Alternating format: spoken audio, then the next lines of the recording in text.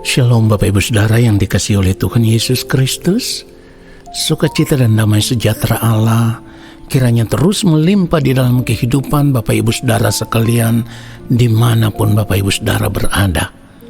Mari kita siapkan hati kita untuk menerima kebenaran firman Tuhan saat ini. Mari kita berdoa. Allah Bapa kami yang ada di dalam kerajaan sorga, saat ini Bapa kami mau mendengarkan kebenaran firman-Mu. Bapa, berbicaralah bagi kami. Roh Kudus Tuhan kiranya mengurapi setiap kami, supaya kami mengerti akan setiap kebenaran firman Tuhan ini. Lalu kami hidup sesuai dengan firman-Mu ya Allah. Di dalam nama Tuhan Yesus Kristus kami berdoa. Haleluya. Amin. Saudara yang dikasihi oleh Tuhan Yesus Kristus, Kita akan melihat kebenaran firman Tuhan 2 Petrus pasal yang ketiga ayatnya yang ke-18. Tetapi bertumbuhlah dalam kasih karunia dan dalam pengenalan akan Tuhan dan Juru Selamat kita, Yesus Kristus.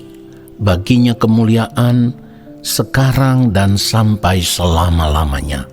Saudaraku, tanpa kita sadari selama ini kita hanya menjalankan hidup kekristenan kita sebagai sebuah rutinitas biasa.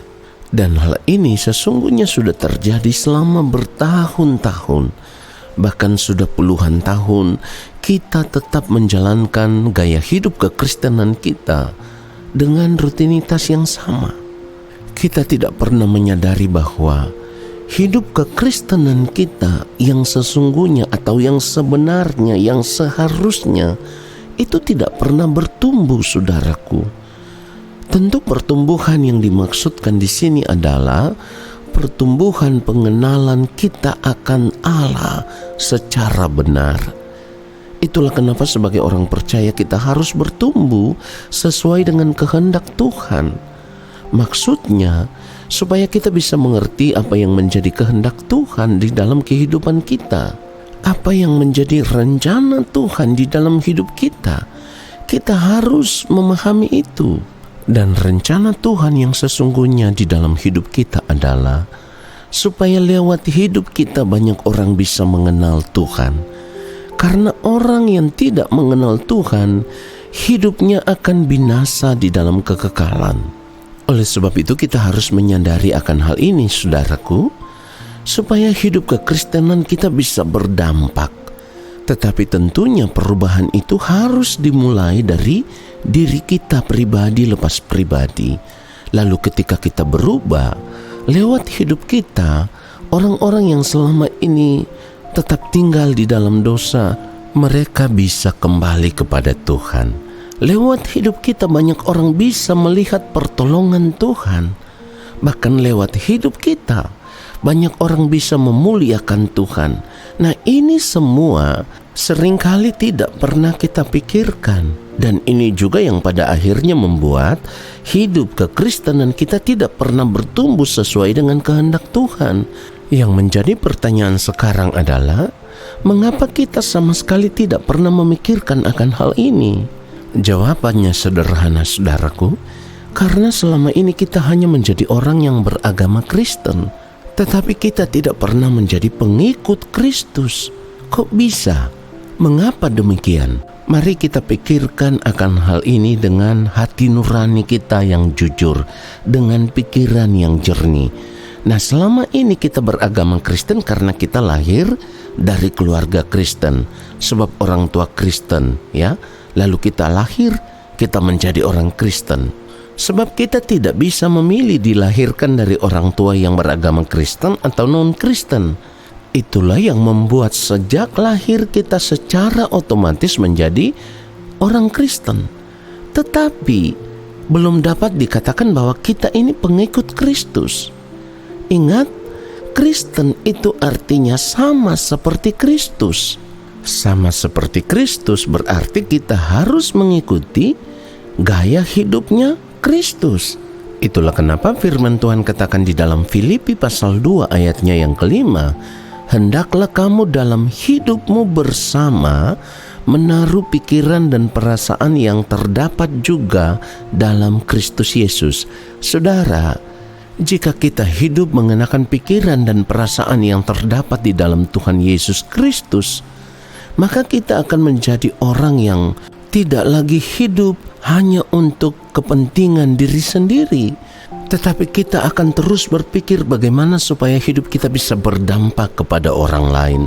Bagaimana supaya hidup kita bisa menjadi anggur yang tercurah dan roti yang terpecah bagi banyak orang. Sebab ketika kita hidup mengenakan pikiran Kristus, maka secara otomatis kita juga akan memiliki perasaan Kristus, di mana hati kita akan penuh dengan belas kasihan.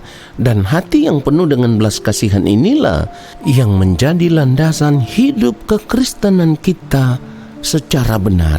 Karena sepanjang perjalanan pelayanan Tuhan Yesus pun, apa yang dilakukan oleh Tuhan Yesus itu penuh dengan belas kasihan, saudaraku. Inilah yang sesuai dengan apa yang Tuhan Yesus katakan di dalam Matius 22 mulai ayat 37.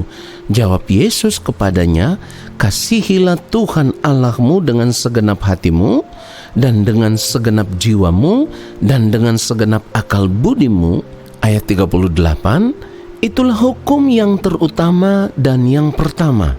39, dan hukum yang kedua yang sama dengan itu ialah, kasihilah sesamamu manusia seperti dirimu sendiri. Saudaraku, menyadari akan hal ini seharusnya membuat kita semakin terpacu untuk memaksa diri kita bertumbuh di dalam pengenalan akan Tuhan secara benar, di mana kita akan berusaha terus belajar untuk mengerti akan kehendak Tuhan, memahami apa yang menjadi keinginan Tuhan, lalu setiap hari kita hanya hidup untuk melakukan kehendak Tuhan.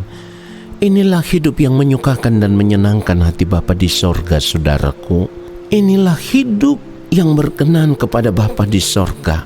Inilah cara hidup orang percaya yang sebenarnya, supaya kita bisa hidup sama seperti apa yang firman Tuhan katakan. Hidupku bukan aku lagi, melainkan Kristus yang hidup di dalamku. Prinsip hidup seperti ini yang akan membuat kita bisa berkata, bagiku hidup adalah Kristus dan mati adalah keuntungan. Dengan prinsip hidup seperti ini, maka hidup kekristenan kita akan total berubah. Kita tidak lagi menjalankan hidup kekristenan kita sebagai rutinitas biasa, sebab kita sadar sungguh bahwa sebagai pengikut Kristus, hidup kita harus berdampak bagi banyak orang, dan lewat hidup kita, Bapa di sorga dipermuliakan. Kiranya kebenaran firman Tuhan ini memberkati kita semua. Amin. Mari kita berdoa. Yang Maha Mulia Allah Bapa yang ada di dalam kerajaan sorga, terima kasih untuk kebenaran firman-Mu. Saat ini kami disadarkan bahwa di dalam pengiringan kami akan Engkau ya Tuhan, kami harus terus bertumbuh di dalam pengenalan akan Engkau secara benar. Kami harus terus bertumbuh sesuai dengan kehendak Allah Bapa di sorga.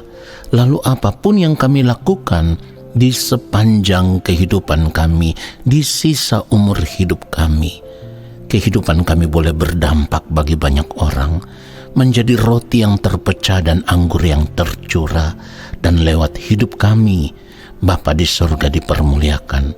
Kami bersyukur untuk kebenaran firman-Mu ya Allah, di dalam nama Tuhan Yesus Kristus. Haleluya. Amin.